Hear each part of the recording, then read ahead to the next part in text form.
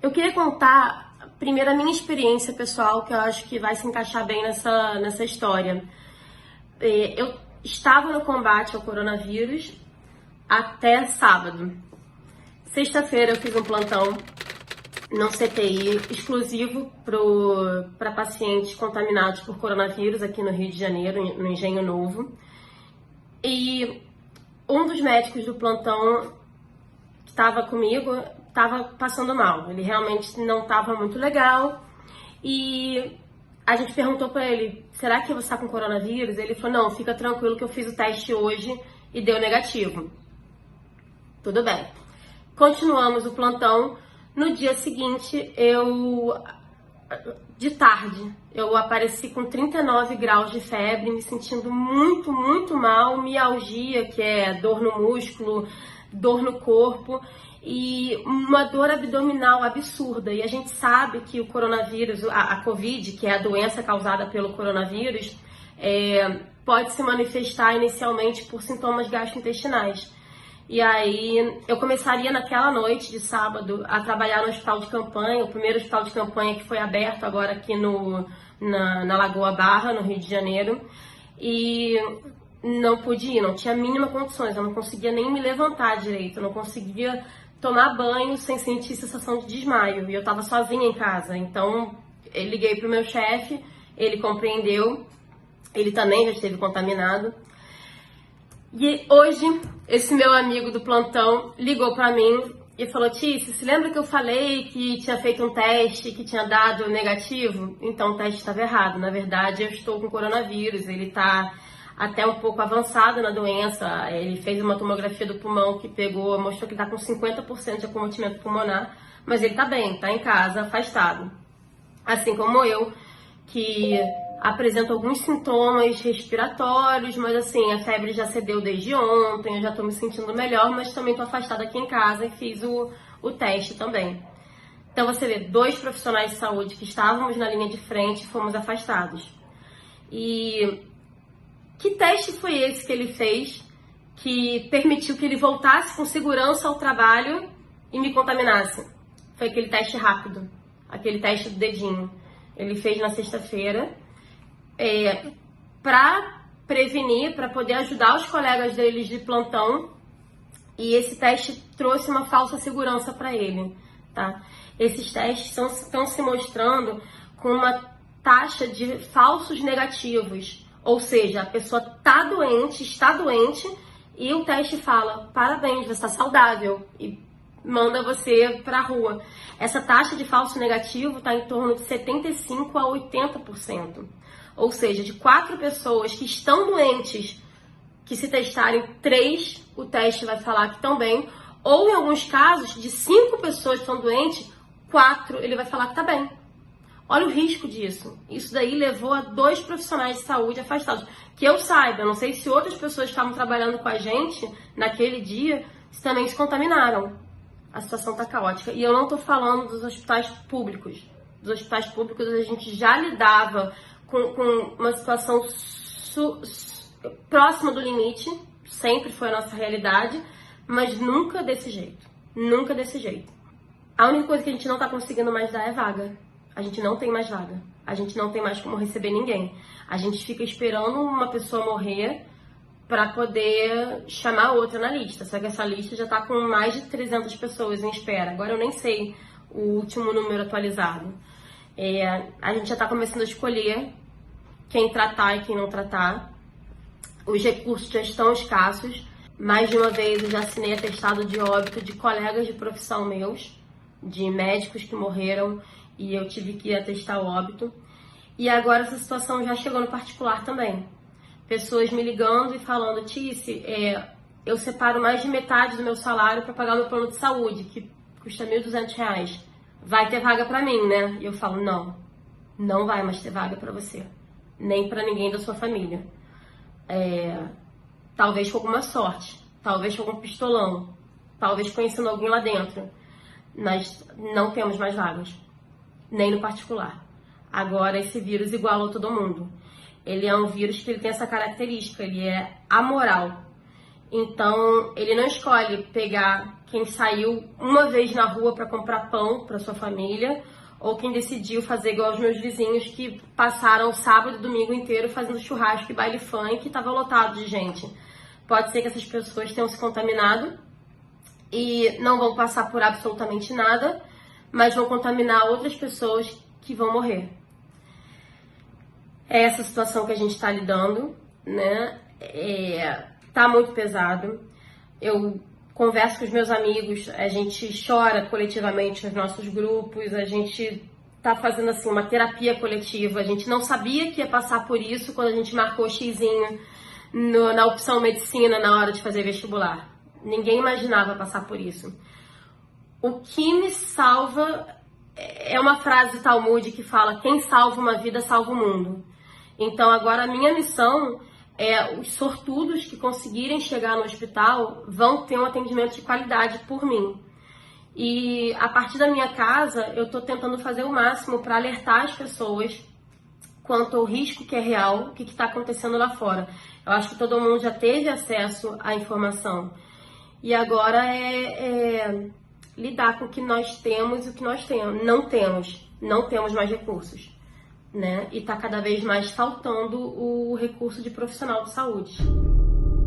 A gente tem muita coisa que apareceu nas últimas semanas, cloroquina, um antiparasitário, que a gente tem até hoje que nenhuma dessas estratégias, os resultados em estudos controlados, randomizados, estudos que avaliam detalhes muito claros se a droga realmente pode ser utilizada.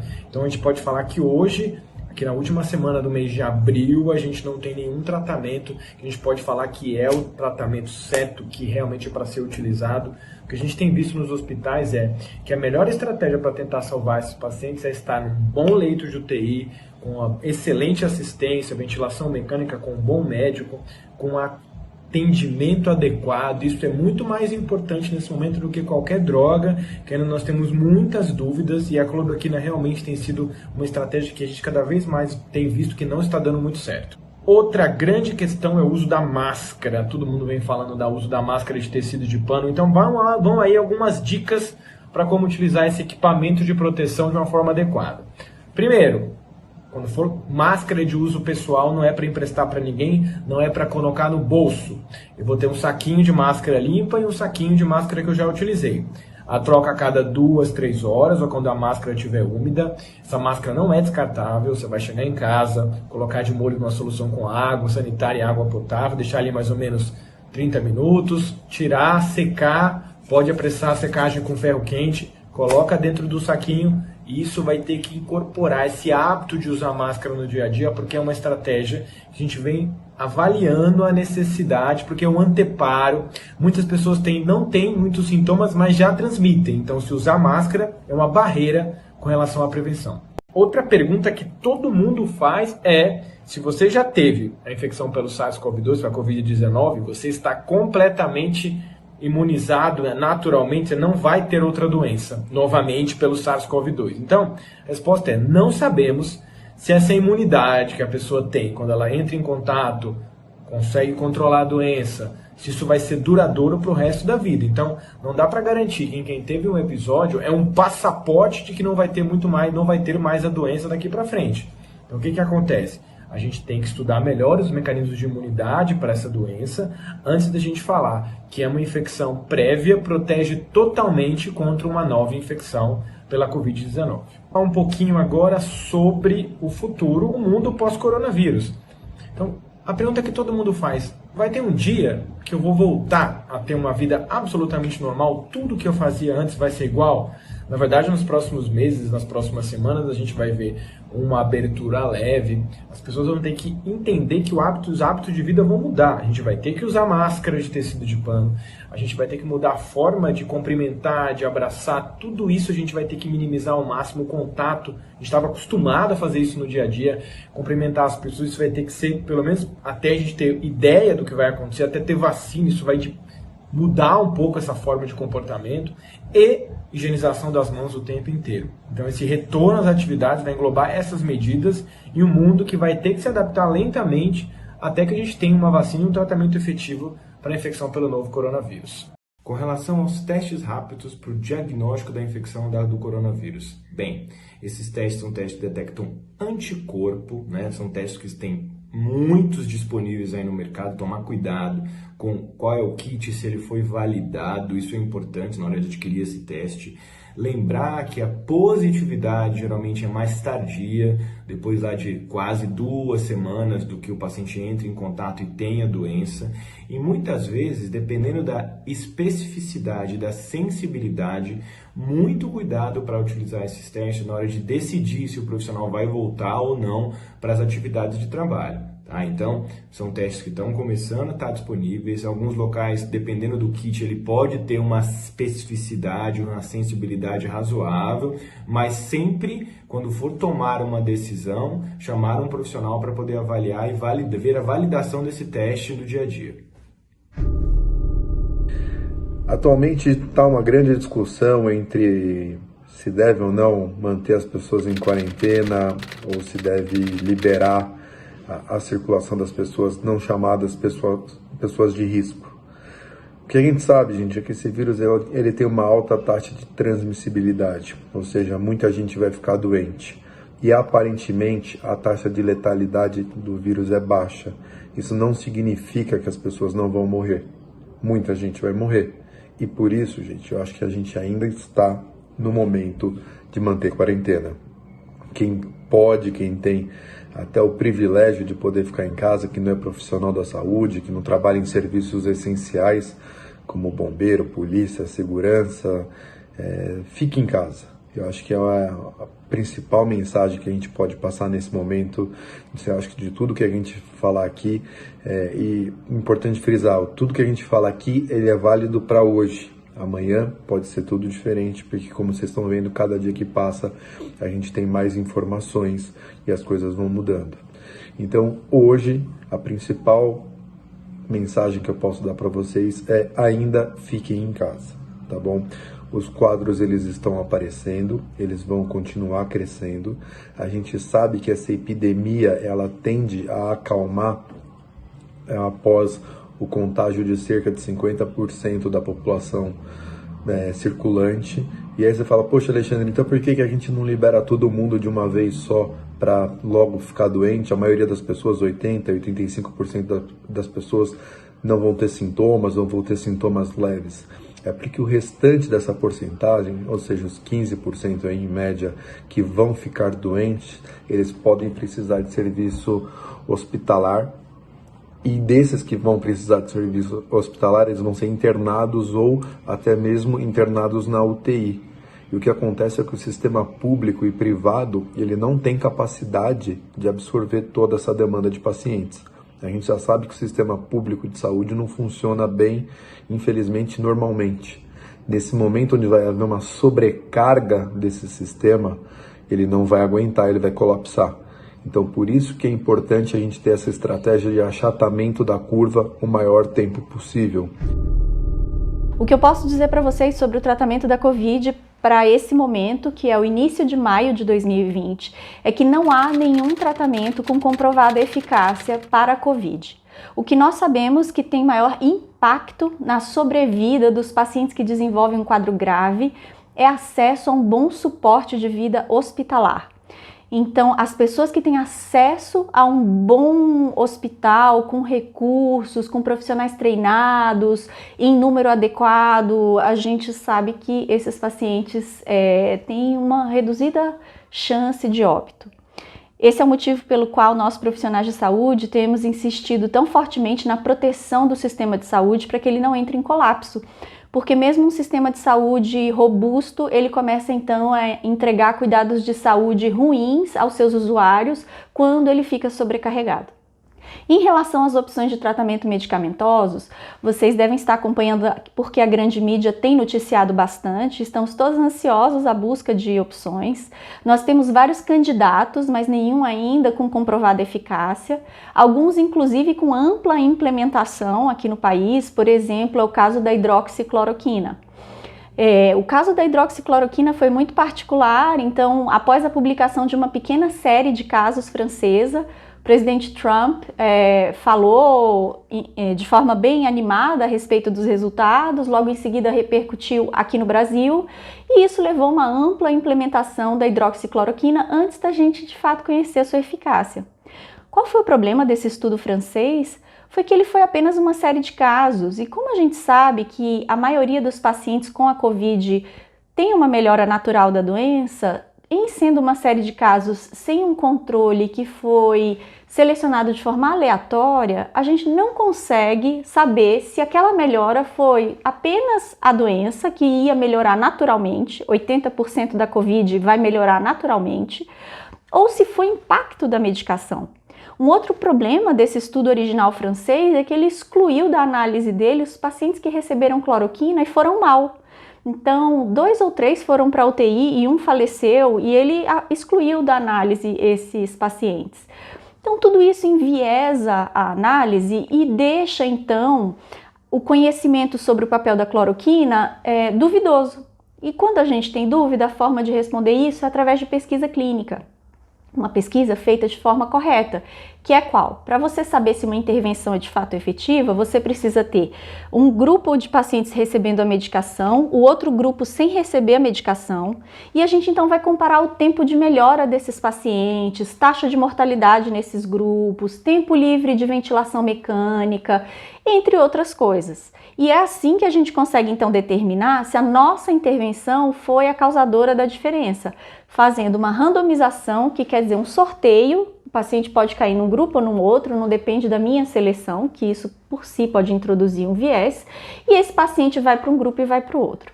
No mundo todo tem mais de 300 estudos sendo conduzidos, tanto com drogas que já estão no mercado, quanto com drogas novas, para a gente então ver como tratar a Covid-19 da melhor forma possível. Temos também a azitromicina, que tem sido utilizada, mas também sem muita evidência científica. A ivermectina, que assim como a cloroquina, tem muita evidência de cultura celular. Quando você coloca então na célula infectada com o coronavírus a ivermectina, essa célula então há uma inibição da proliferação viral ali naquela célula. E com base nisso a ivermectina tem sido oferecida para pacientes. Qual é o problema dessa inferência de efeito no paciente? É que é muito comum a gente ver drogas que em cultura celular funcionam e quando a gente dá para o paciente não funciona. E além de não funcionar, pode trazer efeitos colaterais naquele momento que o paciente está vivendo. A gente tem também o corticoide, que tem sido discutido para casos mais graves da Covid. Existem relatos de casos mostrando benefício com o corticoide, mas também existem vários pacientes que não melhoram, e naqueles que não melhoram há o risco de superinfecção bacteriana, porque o corticoide ele deprime a imunidade. Então tem uma série de questões aí complexas envolvidas no tratamento da Covid que estão sendo abordadas de maneira apropriada nos estudos clínicos. Em breve nós teremos a resposta. O que está sendo difícil nesse momento é aguardar essa resposta. Temos também as drogas que são chamadas imunobiológicas, que, por exemplo, tocilizumab, sarilumab, que são 2 bloqueadores de interleucina 6, e o anakinra, que é um bloqueador de interleucina 1. Por que dar um imunomodulador numa droga viral, numa doença viral? Porque a gente sabe que tem um momento, uma fase da doença em algumas pessoas que a resposta inflamatória em si passa a ser danosa ao organismo. E pode ser que para esses pacientes, fazendo uma modulação dessa inflamação, a gente reduza o número de óbitos por Covid grave. Qual o papel da anticoagulação na Covid-19? Nós ainda não sabemos. Também tem estudo sendo conduzido. É uma boa hipótese que uma hipercoagulabilidade esteja aumentando a mortalidade desses pacientes. Uma boa hipótese. Agora a gente precisa testar se a intervenção na cascata da coagulação, ou seja, dar anticoagulação plena para esses pacientes, vai reverter isso aí e melhorar o desfecho. Por que eu digo que a gente precisa provar isso? Porque é sabido já previamente que infecção generalizada, inflamação generalizada, a gente tem uma perturbação da cascata da coagulação. Se a gente intervém nisso, nesses cenários prévios, a gente não teve benefício. Será que vamos ter na Covid? Então, essa é uma pergunta. Por quê? Porque anticoagular também dá risco de sangramento. Então, a gente precisa entender melhor o papel dessas drogas. Soro convalescente. Então, soro convalescente visa pegar, então, o soro de pacientes que tiveram Covid, portanto, tem um anticorpo ali, e oferecer esse soro, infundir em pacientes que estão doentes, para ver se há uma recuperação mais rápida. Esses estudos estão em andamento também, como é uma droga com infusão, que depende de um sistema, então, de fabricação desse soro, está havendo menos iatrogenia no sentido de um uso desmedido, como foi com a cloroquina, porque acaba ficando restrito ao ambiente hospitalar, então isso acaba diminuindo aí o uso excessivo. Vamos aguardar os resultados de estudo para ver qual vai ser o papel do soro de convalescença no tratamento da Covid-19. Sobre vacina para Covid, então o que a gente sabe é que está havendo um esforço sem precedentes da comunidade científica, tanto do ponto de vista de alocação de recursos, compartilhamento de informações e energia mesmo. Grupos, por exemplo, que antes focavam em HIV, estão agora focando na Covid, para a gente então responder à altura desse desafio pandêmico. Existem pelo menos 80 grupos desenvolvendo vários tipos de vacina para Covid e tem ao menos 6 vacinas sendo testadas em fase clínica. A questão da vacina que acontece é a seguinte: então, depois que você desenvolve a vacina, você então precisa testá-la. E uma vacina não tem um desenvolvimento simples e o seu desenvolvimento ele é pensado para ser lento. Por quê? Porque precisa atestar segurança a longo prazo. Pensem que a vacina não é uma medicação que a gente vai estar dando para alguém doente. A vacina é uma intervenção que a gente oferece a uma pessoa saudável que pode ou não entrar em contato com o coronavírus. Então, o fato da vacina ser dada para uma grande parte da população para prevenir doença exige que seja uma intervenção muito segura. E para que então a vacina passe por todos os crivos de segurança necessários, o processo de desenvolvimento da vacina é muito demorado. Isso assumindo que você desenvolveu uma vacina eficaz, tá certo? Porque ainda tem a questão dela ser ou não eficaz.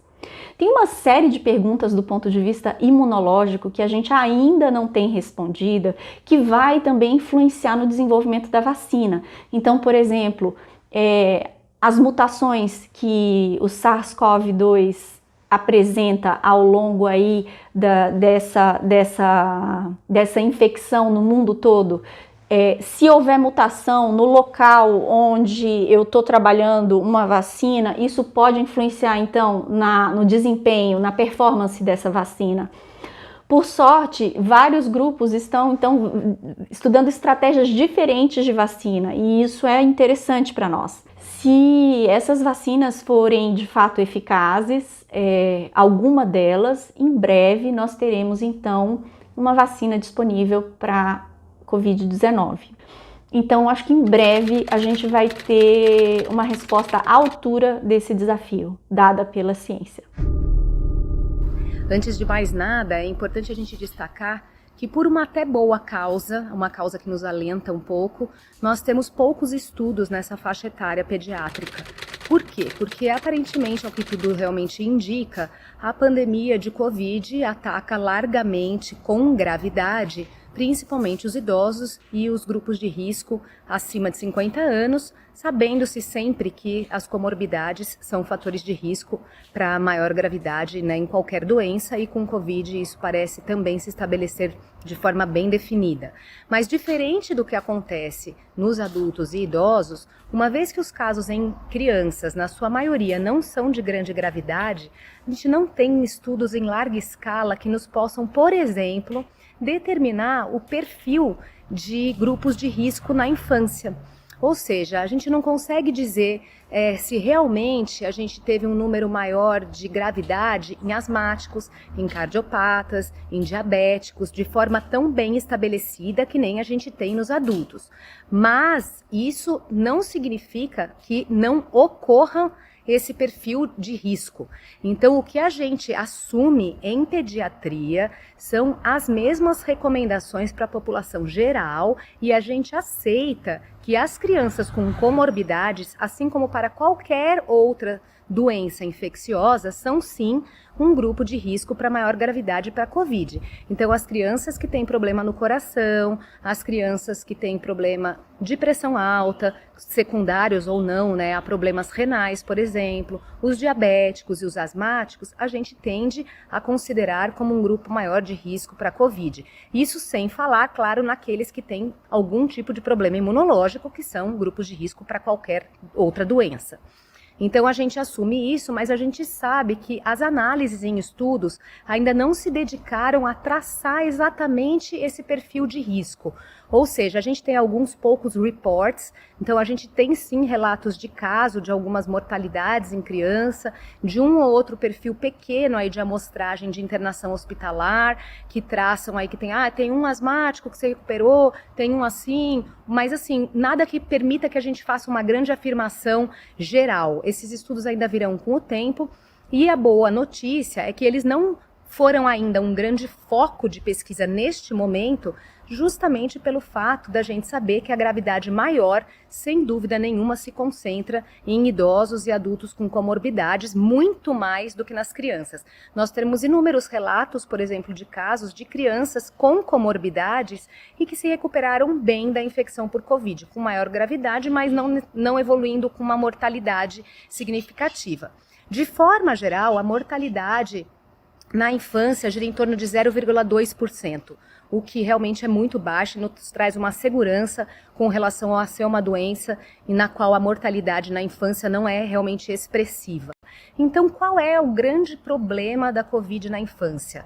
A gente sabe, alguns estudos também trazem, recentemente eu gostaria muito de mencionar um professor, Dr. Marco Aurélio Safadi, uma pessoa pelo maior respeito na sua qualidade de produção científica, um grande infectologista pediátrico. Ele fez uma revisão dos maiores estudos aí na bibliografia, fez uma publicação no Journal Preproof sobre o impacto de Covid em pediatria, o que na verdade veio a reforçar essas informações que eu passei para vocês, de que faltam ainda estudos nessa faixa etária. Mas algumas coisas parecem se repetir nos estudos mais recentes que a gente tem. Então, o principal deles é que a mortalidade realmente é muito baixa e pouco expressiva, mas que a gravidade é maior, especialmente nos bebês, como era de se esperar, até 2 anos de idade, onde ela gira em torno aí de 11%. Depois de 2 anos até mais ou menos até 5 anos de idade, ela cai para 7%. De 5 a 10 anos para 4%, 10 a 15 anos mantém-se em 4% e depois cai para 3% acima de 16 anos até 18, que é quando a gente considera a faixa etária pediátrica para estudo, né? Curiosamente, o primeiro óbito veio num adolescente de 14 anos, depois uma adolescente de 12, uma criança de 5, mas a gente sabe de vários relatos de doenças crônicas pulmonares, como por exemplo a fibrose cística, de 2 pacientes que se recuperaram bem num relato italiano. A gente sabe de crianças, bebês que nasceram infectados ou porque pegaram no canal de parto ou ainda intrauterina. Isso não é bem determinado ainda, a gente não tem bons estudos sobre a transmissão mãe-filho, né, de Covid, mas muitas vezes a mãe ficou mais grave, alguns bebês nasceram até prematuros, sobreviveram. E recentemente uma mãe faleceu, o parto foi prematuro, mas o bebê teve alta bem. A gente tem asmáticos que têm tido sucesso no seu tratamento e tido alta. Então a gente realmente acredita que o impacto de mortalidade seja menor, mas que a gente não pode descuidar dos grupos de risco, especialmente os bebezinhos abaixo de 2 anos e as crianças com comorbidade na sua exposição. Mas o que é mais importante da gente ter em mente na faixa etária pediátrica é que uma vez que faltam estudos, a gente não sabe determinar exatamente quantas crianças são contaminadas. E com isso a gente não consegue também determinar exatamente qual é o potencial transmissor da criança. A gente pressupõe que as crianças sejam contaminadas na mesma proporção que os adultos, apesar de desenvolverem quadros mais brandos. E para isso existem uma série de especulações científicas ainda em curso, como, por exemplo, o fato das crianças serem mais rotineiramente expostas a outros vírus e terem tido eventual contato com outros vírus de corona humanos e por isso terem uma imunidade um pouco melhor, porque elas conseguem eventualmente manter suas infecções em via respiratória mais alta, ou principalmente uma das maiores teorias aí pelo fato de a sua imaturidade imunológica não desencadear uma resposta inflamatória tão importante que nem a dos adultos e, portanto, fazer uma lesão aí de múltiplos órgãos menor e cursando com menor gravidade. Mas isso são ainda estudos em andamento. O que a gente sabe é que essas crianças são sim potencialmente contaminadas, a maior parte delas não é testada, justamente porque não cursam com gravidade, os testes têm sido mais resguardados, mas a gente gosta muito de ressaltar a importância de se ter um cuidado com a criança como vetor de transmissão, especialmente para os seus avós, para tios, enfim, de maior idade e que são sim grupo de risco. Então a gente sabe que esses grupos de maior faixa etária, principalmente os avós, sentem muita falta dos netos, solicitam enormemente que possam vê-los, mas a gente não sabe o impacto que isso teria, especialmente se a gente pensar aí numa migração para um isolamento vertical. Então isso tem que ser feito realmente com muita cautela e a gente pede para que sim, que todos prestem atenção no potencial de transmissão da criança, que ainda é pouco estudado, para que a gente possa manter também aqueles que têm contato com elas em segurança. O vírus é da família do coronavírus, ele já existia no mundo desde a década de 60, a gente já conhecia algumas outras epidemias que já fizeram outros estragos no Oriente Médio e na própria China. Já tínhamos o conhecimento dele, inclusive no Brasil, porém essa mutação que iniciou aí em dezembro, por volta de dezembro de 2019 na China e foi se alastrando para o mundo todo, causando todo esse desastre na Europa, particularmente na Itália, Espanha, também Portugal, mas mais na Itália, e chegou à nossa América, tanto os Estados Unidos quanto o Brasil e os outros países também de todo o continente. Esse vírus ele veio para realmente causar maiores problemas na população idosa. A gente vê que a letalidade dele é muito maior conforme a idade da pessoa vai aumentando. A gente tem mais ou menos porcentagem de óbito, de morte, quando você tem de 60 a 70 anos, falando em torno de 4% de mortalidade. Entre 70 e 80 anos, falando por volta de 8% de mortalidade, e acima de 80%, com até 15% de mortalidade quando o idoso é acometido pelo coronavírus. Temos os grupos de risco, muito importante saber que alguns grupos de risco não respeitam a idade, algumas pessoas até mais novas, que são quem a gente costuma ver que as pessoas mais novas com algumas complicações podem ser em decorrência de estar dentro desses grupos de risco, que são hipertensão arterial sistêmica, a famosa pressão alta, diabetes mellitus, doenças respiratórias crônicas, asma, enfisema, lembrando sempre que é muito importante ter o diagnóstico e geralmente a doença subdiagnosticada como asma, como enfisema. Eu que sou pneumologista, é muito meu dia a dia isso, a pessoa que teve a bronquite na infância e continua tendo o fôlego ruim, continua sem conseguir fazer academia, sem conseguir subir escada e acha que só tinha bronquite na infância e não tem asma. Muitas vezes é asma sim. Tem que procurar seu pneumologista, procurar um pneumologista se não tiver, para poder fazer o tratamento, para tentar ficar mais bem protegido caso pegue. Não quer dizer que você tratando você não vai pegar a doença. Você pode pegar sim, mas pelo menos você teria menos chance de complicação. E o enfisema, a pessoa que fuma, que foi fumante, às vezes a pessoa parou de fumar há 5, 10 anos, mas fumou por 30, 40 e acha que não tem nenhum problema. Muitas vezes tem sim um enfisema pulmonar, a doença dos pulmões que obstrui os brônquios e causa cansaço, falta de ar, tosse. Essas pessoas fazem parte do grupo de risco. Então, completando hipertensão, diabetes, doenças respiratórias crônicas e doenças imunossupressoras, que seriam as doenças hematológicas que acabam tendo que usar alguma medicação para diminuir a imunidade, câncer, HIV, tuberculose entra nos dois grupos, né, tanto doença respiratória quanto doenças imunossupressoras. Esses grupos a gente tem que tomar muito cuidado independente da idade. Bom, o cigarro, a gente tem que ficar muito preocupado porque já temos aí relatos mostrando que quem fuma teve 10 vezes mais chance de morrer por conta do coronavírus associado ao tabagismo. Então, se ainda estão pensando em parar, passou da hora de fazer força para conseguir vencer essa batalha contra o cigarro também, que a gente está numa guerra muito, muito importante, muito difícil contra o coronavírus. E a gente tem que fazer a prevenção para tentar não pegar a doença. Como essa prevenção? Lavagem das mãos, a gente tem orientado a lavar as mãos com água e sabão, 20 segundos, desculpa, cantando parabéns a você 2 vezes, já dá mais ou menos 20 segundos. Quando a gente não está em casa, fica difícil de achar água e sabão para poder lavar as mãos, então álcool gel acaba sendo muito efetivo, de 60 a 80% para poder fazer essa limpeza. Lembrar que o vírus fica nas superfícies, então não adianta nada você estar de máscara, você estar de mãos com álcool gel e colocar nas superfícies, colocar na mesa, colocar na cadeira, que você pode pegar.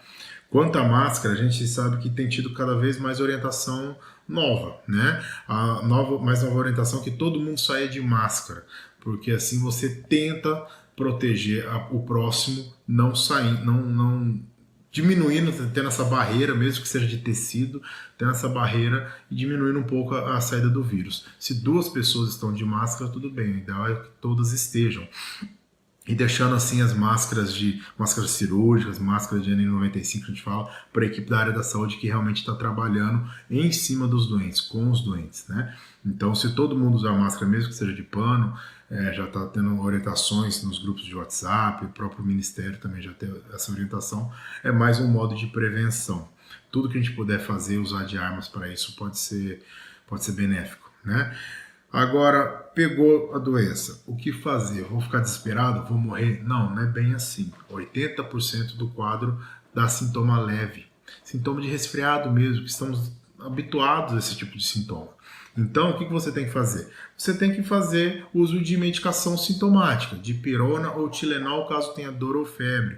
Repousar, está em quarentena mesmo, e é o correto, é o ideal. A gente tem que manter essa quarentena. Quanto à discussão de vertical, horizontal, não quero entrar nesse mérito do assunto aqui, eu quero falar realmente de saúde, mas se de repente mais para frente puder verificar essa questão do isolamento vertical, para isso tem que ter o sucesso esse isolamento horizontal, para isso tem que ter sucesso que as pessoas consigam fazer o seu trabalho de home office, para que as pessoas fiquem em casa, segurem os idosos principalmente, para que não entre em colapso o sistema de saúde, né? Então, mantendo a quarentena, fazendo essas orientações, né, de prevenção, e se pegar, lembrar que 80% do quadro é leve, não tem nem que ir para pronto-socorro, não tem nem que procurar o médico.